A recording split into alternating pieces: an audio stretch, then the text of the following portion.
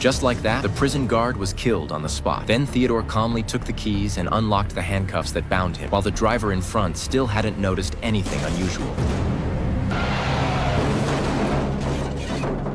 Immediately, the car went out of control and crashed into the roadside. Seeing this, Theodore quickly opened the trunk and escaped. He hurried to dispose of the body, but suddenly a passerby tried to step forward and help. Startled, Theodore quickly took off his coat, insisting that he could handle dragging the car himself. However, the passerby noticed something was wrong. The car clearly had markings indicating it was a transport vehicle. Before the person could react or escape, Theodore drew his gun and aimed it at him, threatening that if he exposed this incident, he and his family would go straight to hell. He also demanded that the passerby remove his clothes for him. To save his life, the passerby had no choice but to obey and stripped off his clothing. But true to his word, Theodore didn't harm him. Soon, Theodore drove off, fleeing as fast as he could. Meanwhile, the police had received the report and began pursuing Theodore. When they arrived to investigate the scene, they discovered that the two transport personnel were already dead, and Theodore had taken their firearms. If Theodore's revenge instincts were triggered, the consequences would be unimaginable. The robbed passerby also came forward to help, reporting that Theodore had driven off down a small side road. At this point, Theodore had arrived at an exhibition, staring at a slightly overweight woman in front of him. Taking advantage of her distraction, he secretly added an unknown powder to her drink. After she drank it all, Theodore pretended to drive her home, but as she began to lose consciousness during the ride, he actually pushed her out of the car.